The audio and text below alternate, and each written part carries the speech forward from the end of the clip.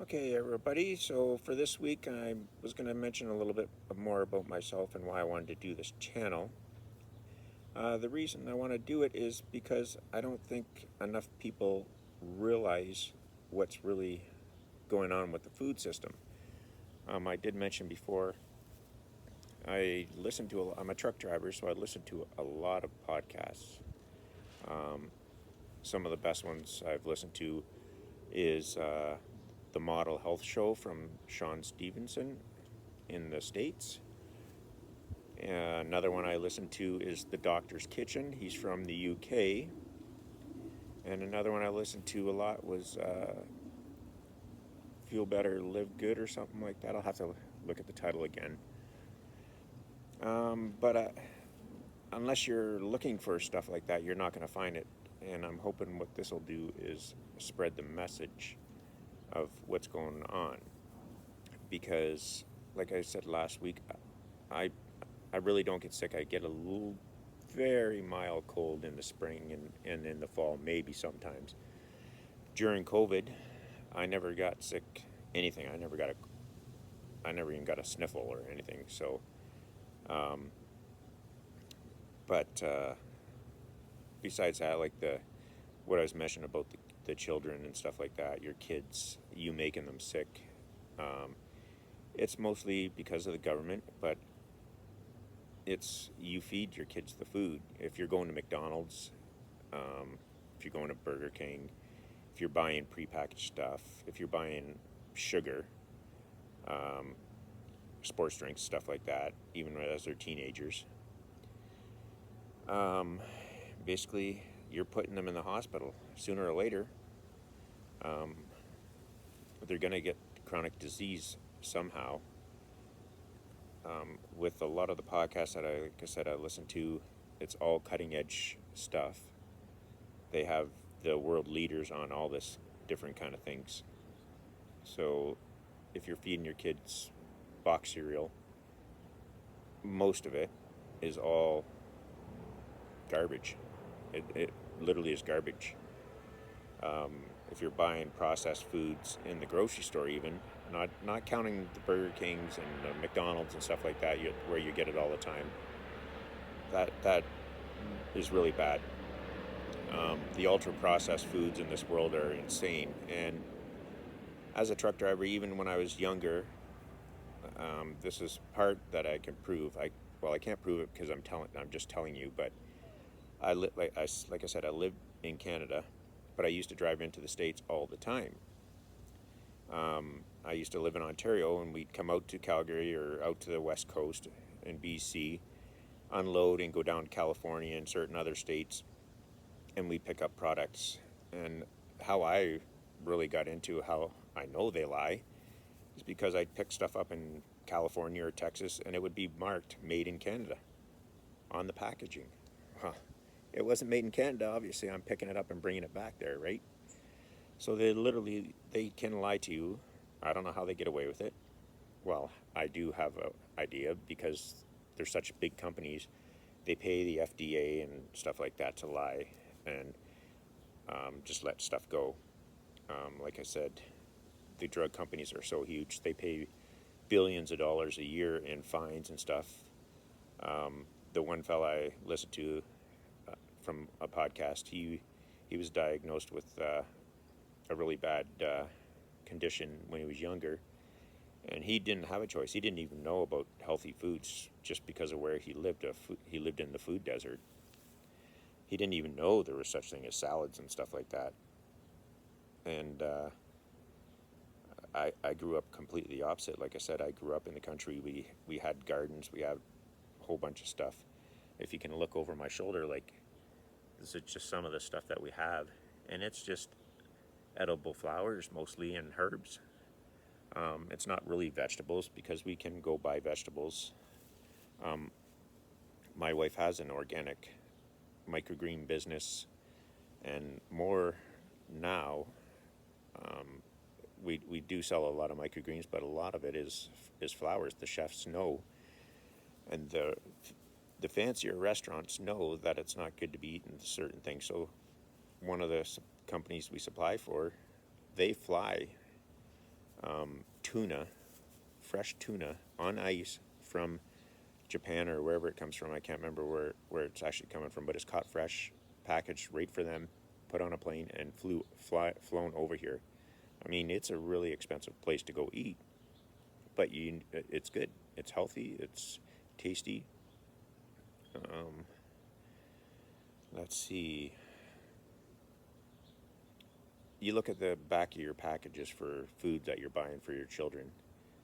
If there's more than 5 or 6 ingredients on there, it's an ultra processed food for sure.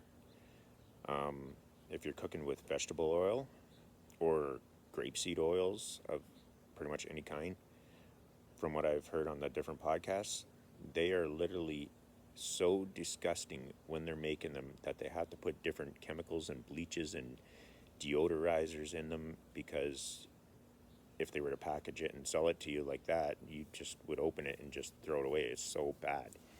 But all they're doing is hiding the odors and stuff like that from you. So it's just more chemicals in your body again. And I'm not sure, some of you might not have heard this saying. It is a little bit older, but you literally are what you eat. So if you're eating that crap, your body is being made from that stuff.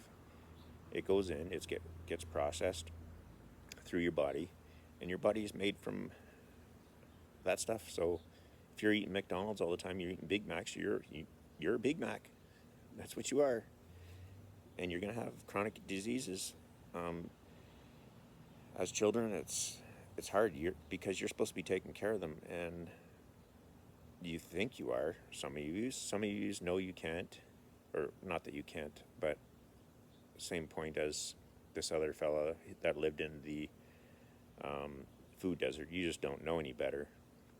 And that's kind of why I'm trying to make this video, because I don't believe these sick kids hospitals to the point that they are at, and the obesity rate, the diabetes rate and stuff like that. I wrote it down inside, but I didn't really want to get into it too much today. I just was trying to tell you more about myself again.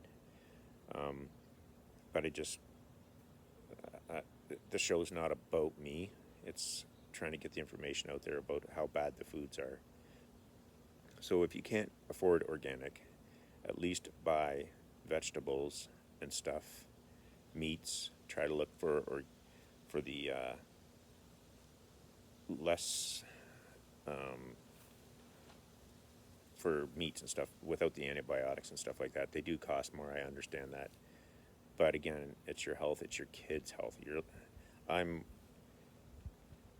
worried about your kids' health. I don't want kids to be sick. That was the reason. Part of the reason why I did this, because I did a test or an assessment, kind of like what you do in like public school, high school, to see what you're supposed to be. And part of my thing was surprising to me. I mean, I've always felt it, but part of it is caregiving and taking care of children and senior citizens. I don't know how it picked that out of the assessment that I did, because there was no questions like that. It was a 20-minute survey, or not survey, questionnaire. It's a pretty popular one down in the States, actually. It's by a big company. I'm not going to mention the names. But it was quite an eye-opener. So I've been driving truck for, I don't know, back again since 2016. I did take a break, a 10-year break in between there. So I've been driving truck again, mostly just in Canada. And I've stayed in great shape. Before that, I was building houses. So I was outside in the summertime sweating. We worked in the wintertime. And I was in great shape. I ate normally. When I went back to truck driving, I wouldn't say advocator, but I do usually only eat once a day. I don't really snack or anything like that. Never really have been. When I was younger, yes, we'd come home, we'd bring snack for school, and lunch, and then snack. Excuse me, no. We didn't have a second snack. We'd have a snack when we got home. But it was never processed food. It was all, like I said, bacon and eggs or something like that, like for breakfast. And then it would be a peanut butter and jam sandwich or something like that, but it was homemade jam. The peanut butter was store-bought, but the bread was also homemade. My mom used to make homemade bread every 2 or 3 days. Anything that was baked was pretty much made. Um, so again, like I said, I want to try to keep these videos. I'm not going to edit them. I'm not trying to make myself look perfect or anything like that. I'm just a normal guy that worries about the way the food industry's going, and the only way we can do it to change it, if we ever have a chance, sooner or later we're not going to have a choice, because I think from what I've listened to, we're either going to go into not a food depression, but the medical system in Canada and the States.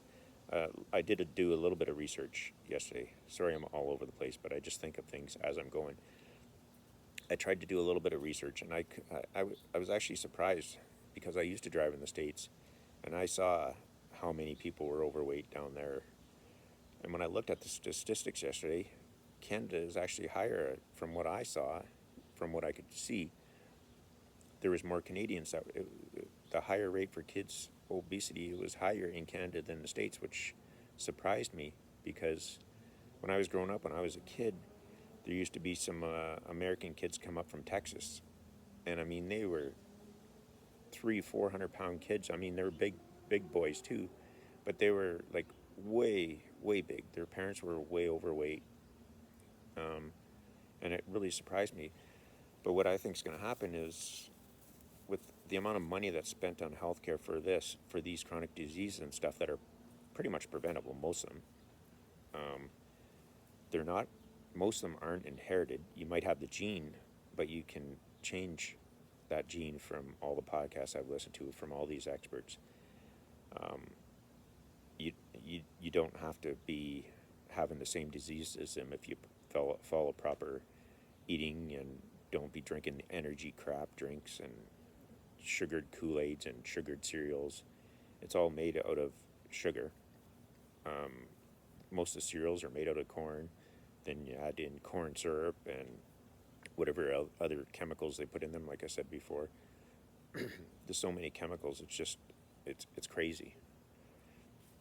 I'm hoping people will catch on to this channel and start listening and liking and sharing. The more I can get this out there. Again, with that assessment, I'm kind of an information gatherer. I actually do not like doing research. It was part of the thing that on this assessment said that I shouldn't really be doing, because I can't sit there and look through papers. So I am the type of person that will gather information and listen. And I've listened to many different doctors on these podcasts. The people that are doing it are either nutritionists or actually real doctors that do these. And the one doctor from the UK, he actually had a TV show over there where he went into houses and reversed diabetes and different different diseases. Like, he reversed it. And so it can be done with the proper food and diet and exercise.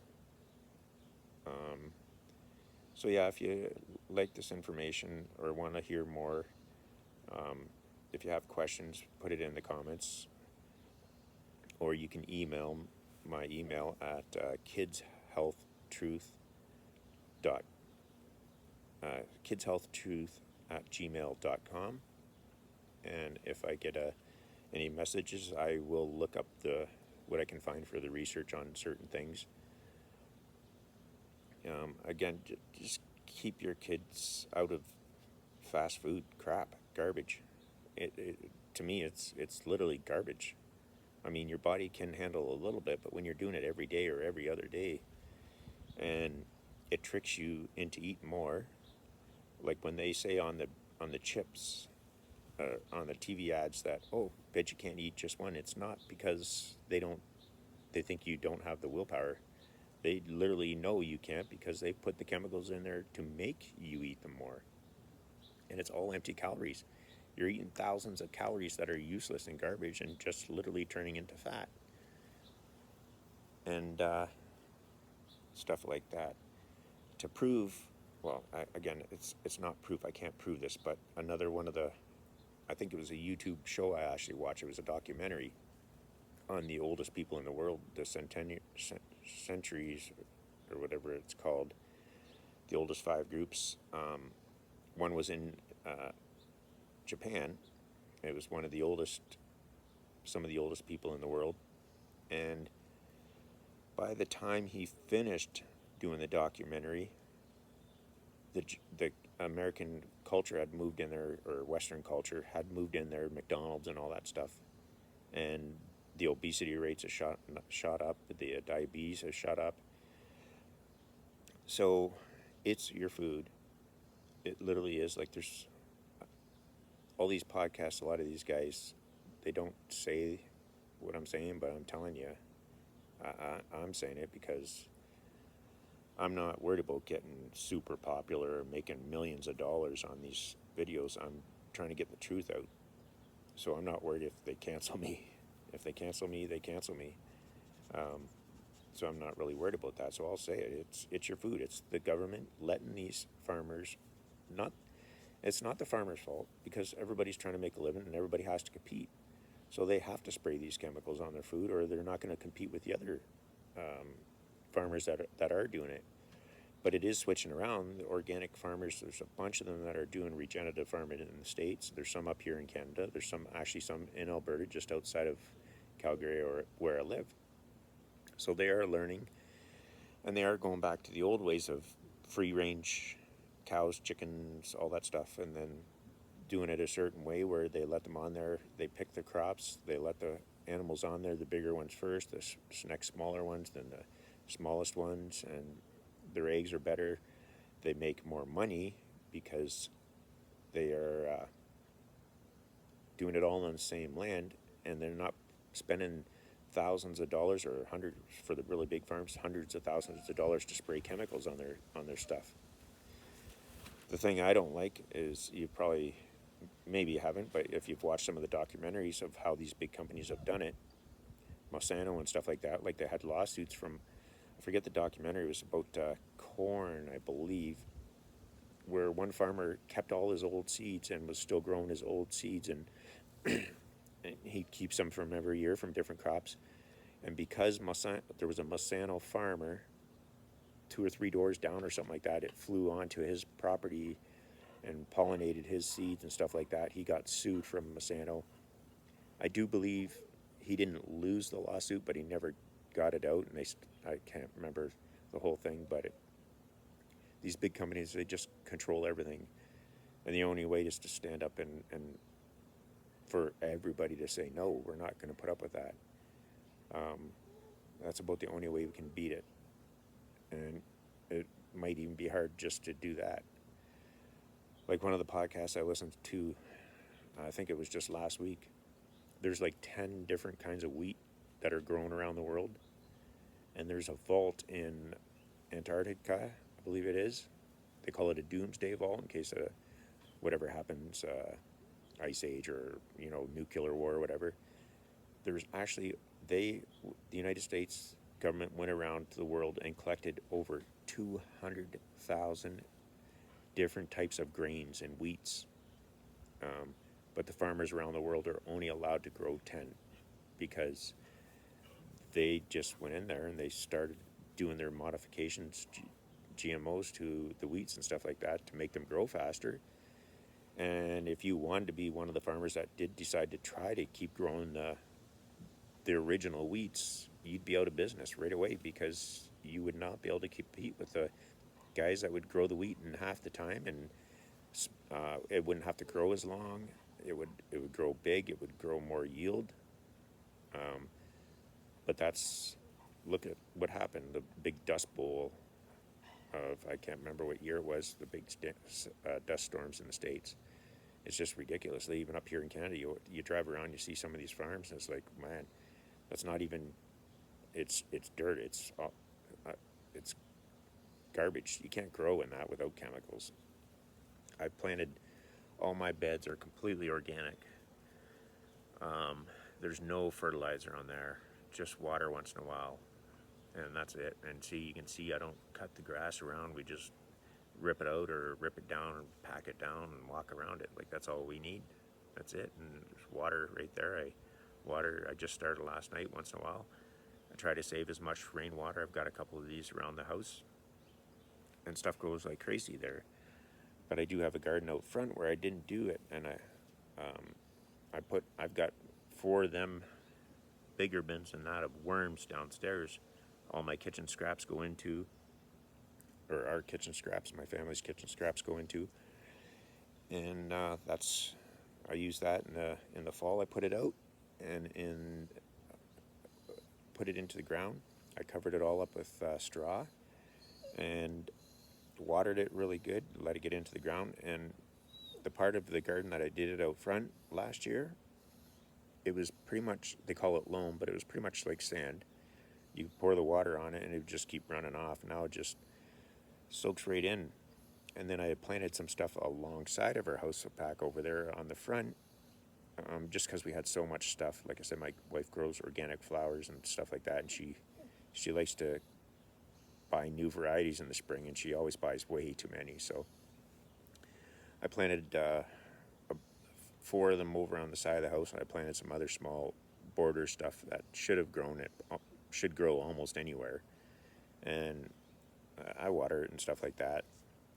I had to water it like almost every day because I didn't fix any of the soil there. I just grew what was there. That was part of an old garden, and I don't know,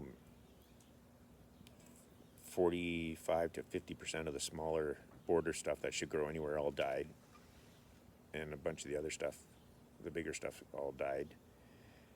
The stuff out front, it grew good, and I barely water it once every other day or every 2 days if I remember to, and it's still fine. Anyways, I'm going to let you go, and I will